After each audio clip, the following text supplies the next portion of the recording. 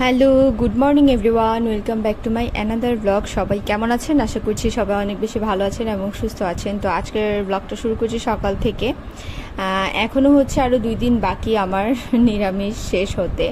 তো আজকে হচ্ছে সকালবেলা নাস্তায় খাচ্ছি ফ্রোজেন পরোটা আর আম স্লাইস করে নিয়েছি। চিড়া মুড়ি আম এগুলোর উপরেই ছিলাম, তো ভাবলাম যে আজকে একটু পরোটা আম খাই, একটু অন্যরকম হয়তো বা। তো এই যে আমার ছেলে এখানে খেলনা টেলনা রেখে হচ্ছে চলে গিয়েছে আর কি। আর এখান দিয়ে হচ্ছে আজকে নিরামিষের রান্নার জন্য আমি মটর ডাল সিদ্ধ বসিয়েছি। এই ডালটা রান্না করব, শুক্তোর ডাল। আর রান্না করব মিষ্টি কুমড়া আলু বেগুন দিয়ে কুটি ভাজি, পুঁই শাক আর মিষ্টি কুমড়ার শাকটা আর কি। তো এগুলোই রান্না করব আজকে, সেই জন্য প্রিপারেশন নিয়ে নিচ্ছি আর অন্যান্য কাজও কমপ্লিট করে নিচ্ছি। তো মটর ডাল তো আসলে সিদ্ধ হতে অনেক বেশি সময় লাগে। আমি এক কড়াই জল দিয়ে মটর ডালগুলোকে সিদ্ধ করতে বসিয়ে দিয়ে গিয়েছিলাম। জল শুকিয়ে গিয়েছে, ডালও মোটামুটি অনেকটা সিদ্ধ হয়ে গিয়েছে। তো মনে হচ্ছিল যে আরেকটু সিদ্ধ হলে আমার ঘুরতে সুবিধা হবে, সেজন্য হচ্ছে আমি কেটলিতে আরেকটু গরম জল করে দিয়ে দিলাম ফুটার জন্য।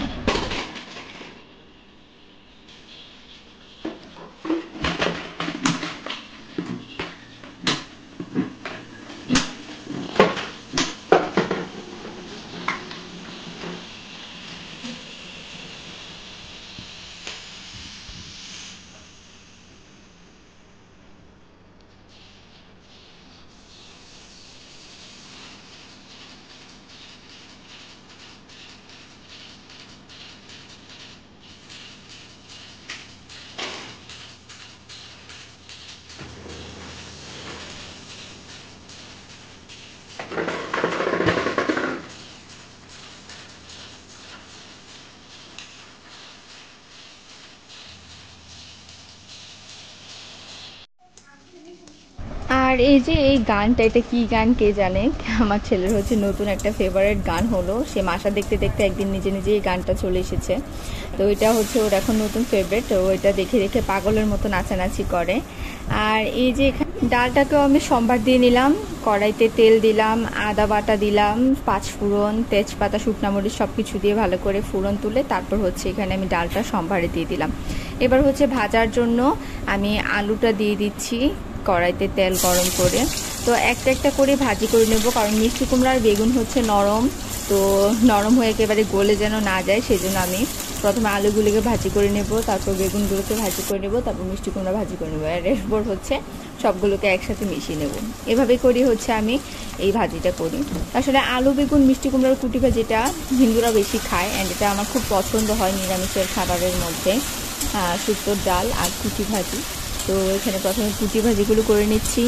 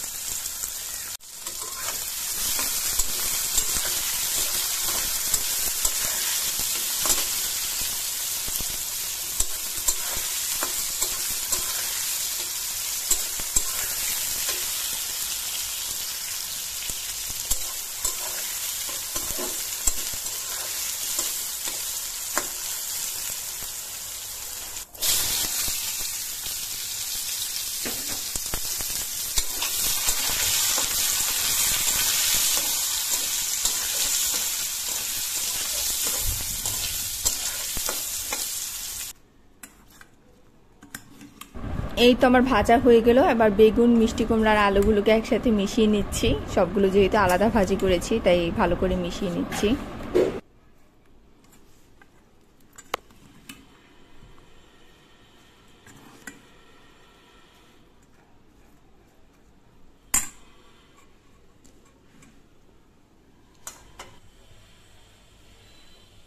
আর এবার হচ্ছে এখানে পুঁইশাক আর মিষ্টি কুমড়া তরকারিটা রান্না করার জন্য আমি সেম প্যানেই হচ্ছে 5 ফোড়ন, তেজপাতা, শুকনো মরিচ দিয়ে দিলাম ফোড়নে। ভালো করে ভাজি হয়ে আসলে লাল লাল হয়ে আদা বাটার সাথে হলুদ, লবণ, মরিচ, তারপরে হচ্ছে ধনে গুঁড়া, জিরা গুঁড়া সব কিছু আমি গুলে রেখে দিয়েছিলাম। এবার এগুলোকে একসাথে দিয়ে ভালো করে কষিয়ে নিব তেলের মধ্যে মশলাটাকে। আর রান্না করতে গেলে যে আমি কড়াইটার কী অবস্থা করি, তাড়াহুড়া করে রান্না করতে গিয়ে সবাই কেন আমার কড়াইগুলো ইগনোর করবেন। যাই হোক, এখানে মশলাটা দিয়ে দিলাম। এবার হচ্ছে ভালো করে কষিয়ে নিচ্ছি। তো এই কষানোর মধ্যে হচ্ছে আমি আবার মিষ্টি কুমড়া দিয়ে দেবো। মিষ্টি কুমড়াটা আলাদা করে ভাজি করেছি যে তেমন না। তো দেখা যায় যে মশলার সাথে মিষ্টি কুমড়াটা কষিয়ে নিলে মিষ্টি কুমড়াটা তাড়াতাড়ি সিদ্ধ হয়ে যেতে সাহায্য করে। আর যেহেতু পুঁই শাক দিচ্ছি, শাক মানেই হচ্ছে এটা থেকে জল ছাড়বে, সেজন্য আলাদা করে কোনো ঝুল দিব না আমি। তো সেজন্য আরও একেবারে ভালো করে মিষ্টি কুমড়াটাকে মশলার সাথে কষিয়ে তারপর আমি পুঁই শাকগুলোকে দিয়ে ঢেকে দেবো।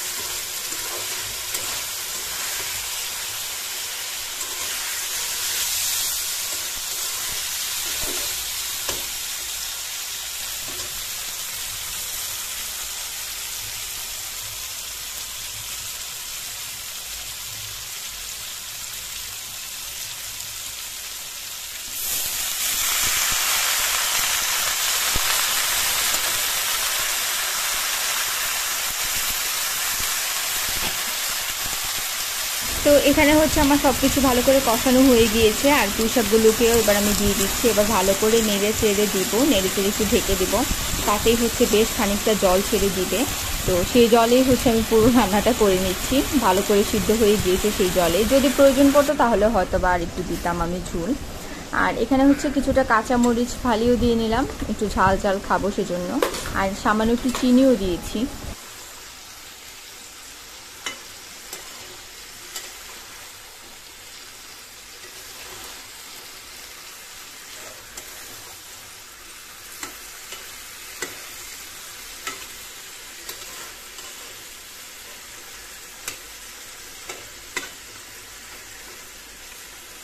তো সব কিছুকে একসাথে ভালো করে কষিয়ে নিলাম। আর এরপর হচ্ছে ওয়েট করছি রান্না হয়ে যাওয়ার জন্য। তো কিছুক্ষণের মধ্যেই হয়ে যাবে, যেহেতু আমি আগে ভালো করে সব কিছু কষিয়ে নিয়েছি। তো সেদ্ধ হতে বেশি সময় লাগেনি। আর এভাবে করে রান্না করলে অনেক টেস্টও হয়।